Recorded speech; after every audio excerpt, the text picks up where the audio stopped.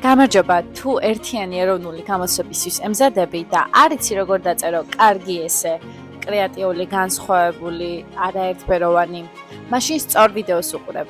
დარჩი აქ და ერთად გავიგოთ. ერთ-ერთმა გამომწერმა გთხოვა რომ აი ამ თემაზე მესაუბრა და დღეს ჩვენი განხილვის თემა არის ის თუ როგორ უნდა დავწეროთ კარგი მოსაზრებითი ესე.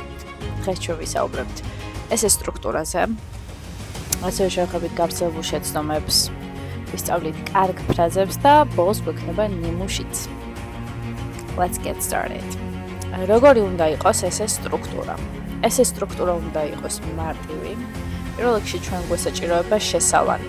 აუცილებელი არის შესავალი. თორე კი იმას ნიშნავს, რომ უნდა წარმოვიდგინოთ ზოგადი იდეა, რომ ამით საკუთარი პოზიცია უფრო გამოვკვეთოთ.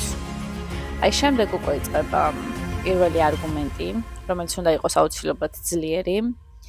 ამ არგუმენტს სჭირდება ახსნა და ასევე შეგვიძლია დავურთოთ მაგალითი. შემდეგ შეგვიძლია მოვიყვანოთ მეორე არგუმენტი, ან საწინააღმდეგო უარყოფა. ახლა კიდევ ერთი მიზეზი, ან საწინააღმდეგო პოზიცია, ან პასუხი მასზე. ბოლოს უკვე გვაქვს დასკვნა, conclusion.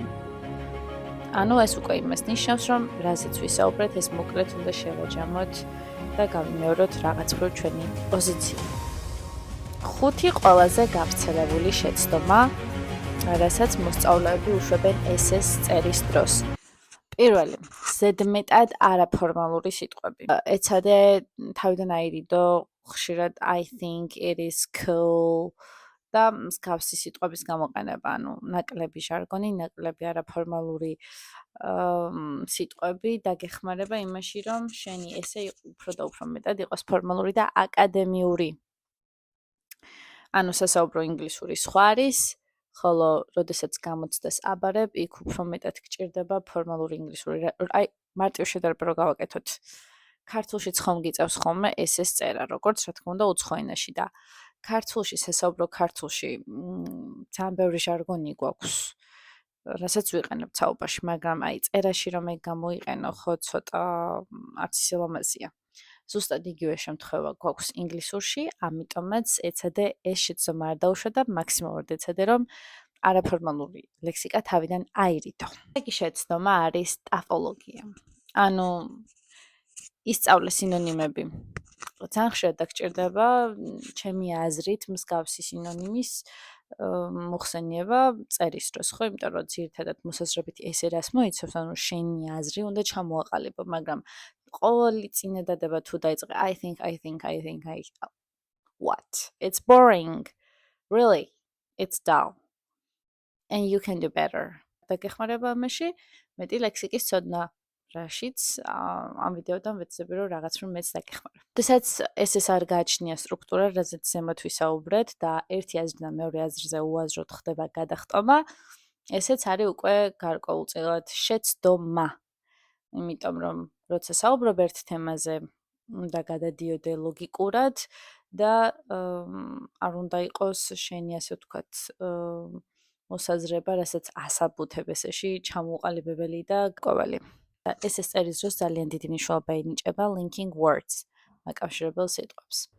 თუ მარტივი სიტყვები გვაქვს, უბრალოდ and, so და ასე შემდეგ, ეს ვერ დაგეხმარება. მაქსიმალურად უნდა ეცადო, რომ ფლობდე ძალიან ბევრ მაკავშირებელ სიტყვებს. თუ ფიქრობ, რომ არ იცი, რას აკეთებ, უბრალოდ search-ავ linking words for essays, for example. ან ChatGPT არსებობს, გამოიყენე შენს დასახმარებლად, გახადე ნაწილობრივ შენი ინგლისურის მასწავლებელი და უთხარი, რომ გასწავლოს ყველა საჭირო linking words ესესთვის. ასევე მეხუთე შეცდომა არის, როდესაც შენი ესე არის ზედმეტად too short, ან ძალიან პატარა. მართალია აუცილებლად უნდა შედგებოდეს ის 150 სიტყვისგან, მაგრამ თუ უბრალოდ მხოლოდ 100 სიტყვისგან და that's all, ეს ცუდია შენთვის. გირჩევ შესავლისთვის გაითვალისწინო და გამოიყენო შემდეგი წინადადებები. It is widely believed that. და მე რა თქმა უნდა უკვე დავწერთ იმას, რაზეც ვსაუბრობთ. There is no doubt that ეჭვგარეშეა რომ one of the most controversial issues today is. From my perspective, I strongly believe that it is important to point out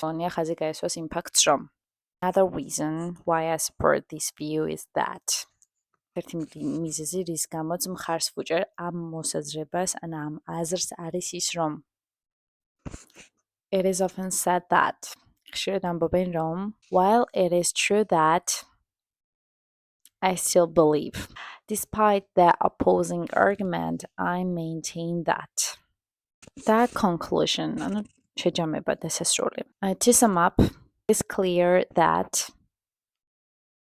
all things considered in conclusion და თუ სიტყვები გაკლდება იმ მხოლოდ ამ შემთხვევაში გამოიყენებ ბოლოში ეს დასასრული რადგან ეს ბოლო წინადადება საკმაოდ გრძელი არის everything into consideration ანუ ყველაფრის გათვალისწინებით I believe that მე მჯერა რომ შევა იქნება თუ ამ ფრაზების გამოყენებას ეცდები სტრატეგიულად და არა ყოველი საწყისი ეტაპი რო დაიწყო თითოეულის გამოყენებით არც ისე ბუნებრივი იქნება ეცადე რომ სტრატეგიულად ჩასვა თუმცა რა თქმა უნდა ეს არ არის საკმარისი რა თქმა უნდა უფრო მეტი გჭირდება რა თქმა უნდა მე ეს მასალა შენთვის მზად მაქვს უბრალოდ იცი ახლა რომელი საათია 4:03 წუთი შუაღამეა ამიტომ მე გადავწყვიტე რომ დანარჩენი მასალა მოგაწოდო ფაილის სახით რომლის ასე ვთქვათ გადახედვას, გადამეორებას ნებისმიერ დროს ტრანსპორტში შესვენების დროს შეძლებ რომ დაისწავლო ეგ ლექსიკა. ვიდეო იმედი მაქვს აი ეს ნაწილი პრაქტიკული აღმოჩნდა შენთვის, იმიტომ რომ რაღაც მხრივ წარმოდგენა გექნება იმაზე თუ რა უნდა დაწერო და როგორი სტრუქტურა უნდა გქონდეს. ხოლო დანარჩენს ბევრი რამ უკვე შენზე დამოკიდებული. ბევრი რამ არის შენზე დამოკიდებული. ძალიან ბევრი რამ 99% არის. ეს ვიდეო არის 1%, თლად 1%-იც არა ეხარ დავიჩაქროთ ჩვენ თან პლუს მასალასაც ვაცნობთ ხოლმე. და თქვენი კომენტარები, თქვენი აქტიურობა, თქვენი მხარდაჭერა არის ჩემი უდიდესი мотивация, რომ აი აქ ვიყო აქტიურად და მაქსიმალურად ვიცადო, რომ სასარგებლო ინფორმაცია გაგიზიაროთ. Thank you so much. Thank you for watching me. Thank you for supporting me. And if you like this video, please subscribe my channel if you haven't subscribed yet and like this video. არ დაგავიწყდეს რომ შეამოწმოთ ჩემი აღწერაში მექნება მიბმული ფაილი, სადაც იქნება ძალიან ბევრი მაკავშირებელი სიტყვა, რომელიც გჭირდება ესეში და მაგის გარეშე შეუძლებელია რომ ძალიან კარგი ესე ააგო, ანუ რაც არ უნდა ის ფრაზები გამოიყენო, რაც აქ მიგასწავლე, ის უეჭველი გჭირდება. შევხვდებით შემდეგ ვიდეოში. Bye bye.